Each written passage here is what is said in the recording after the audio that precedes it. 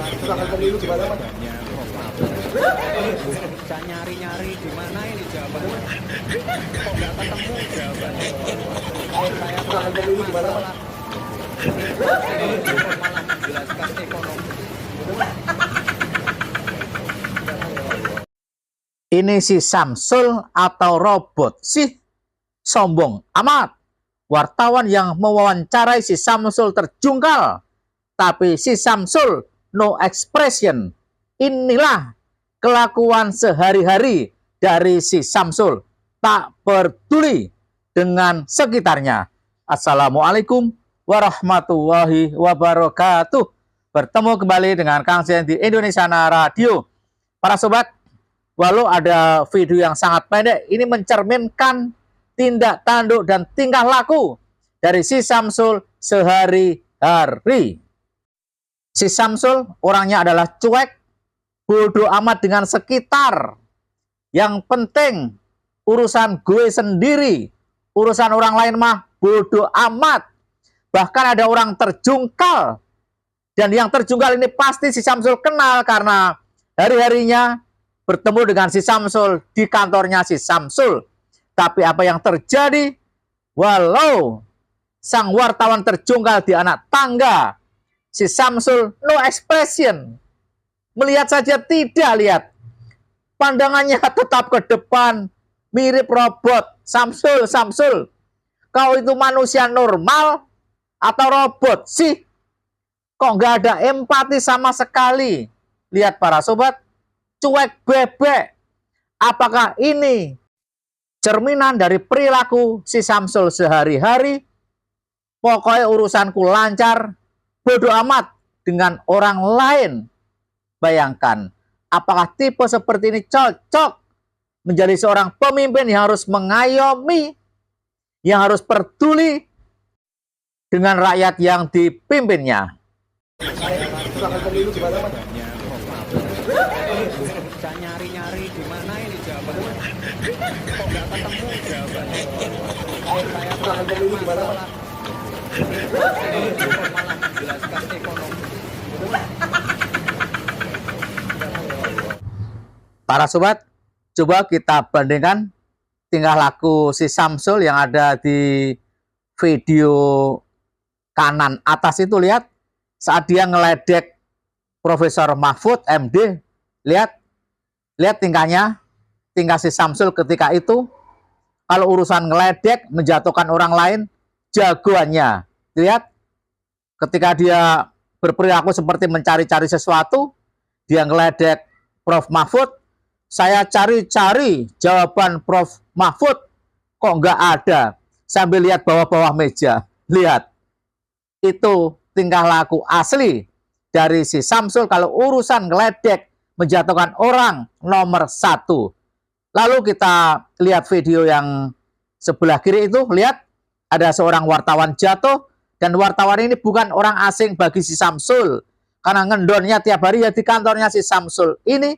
Lihat, dia jatuh, terjungkal, kesandung di anak tangga. Tapi lihat, apakah si Samsul empati? Lihat, apakah ada pandangan ke bawah dikit? Melihat wartawan yang terjungkal, kita saksikan sekali lagi. Lihat, pandangan si Samsul, lihat, bodoh amat wartawan jatuh. Dia tetap melanjutkan perjalanannya tanpa menghiraukan ada seorang wartawan yang jatuh. No expression. Nah, tingkah Samsul seperti ini menunjukkan bahwa orang ini tak bisa mengayomi rakyat. Orang ini tak peduli dengan sekitarnya. Yang penting dia untung, yang penting dia makmur, yang penting dia selesai apa tugas-tugasnya. Soal orang lain, mau jatuh, mau terjungkal, bodoh amat. No expression. Lihat, wajahnya si Samsul, lihat. No expression. Gak peduli dengan apa yang terjadi di sekitarnya. Kecurangan pemilu gimana, Mas? Saya nyari-nyari di mana ini jawabannya. Kok nggak ketemu jawabannya. Saya Kecurangan pemilu gimana, Mas? malah menjelaskan ekonomi. Sayup-sayup terdengar pertanyaan dari salah satu wartawan. Kecurangan pemilu, bagaimana Mas? Tanggapannya? Ya, barangkali karena pertanyaan itu, si Samsul jadi moodnya hilang, takut kalau salah menjawab atau bagaimana. Yang pasti, rakyat Indonesia mengakui bahwa Pilpres 2024 penuh dengan kecurangan. Pilpres 2024 terburuk sepanjang sejarah. Dan tidak hanya gelaran Pilpresnya saja, tapi arena Pilpres yang diisi oleh si Samsul ini, yang masih berusia 36 tahun ini, juga tercatat dalam sejarah Pilpres diikuti oleh anak di bawah umur. Dan tercatat pula dalam sejarah Pilpres diikuti oleh anak seorang presiden. Belum pernah ada para sobat secara di Indonesia, bapaknya masih seorang presiden, lalu anaknya maju sebagai calon wakil presiden. Ya pasti 100% pasti, dan telah terbukti sang bapak mati-matian. Bagaimana untuk anaknya agar jadi? Sang bapak Lurah Konoha itu memanfaatkan fasilitas-fasilitas yang ada demi kemenangan anaknya, yaitu si Samsul ini. Pernah pada suatu kesempatan, si Samsul ditanya soal kecurangan Pilpres, dia menjawab kurang lebihnya, kalau ada kecurangan, silahkan lapor ke MK. Apa, Sul?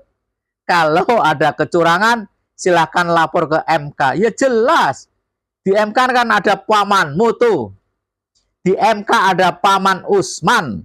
Yang gara-gara paman Usman obrak-abrik konstitusi inilah si Samsul, walau belum cukup umur, walau tak sesuai dengan Undang-Undang Dasar 45 bahwa capres dan cawapres harus minimal berusia 40 tahun, konstitusi pun diobrak-abrik oleh pamanda Usman hingga si Samsul ini lolos. Jawaban si Samsul mengomentari kalau ada kecurangan lapor ke MK sama persis dengan jawaban bapaknya si Samsul. Kalau ada kecurangan, ya silahkan ke MK. Sama juga dengan tim ses dia yaitu Yusril.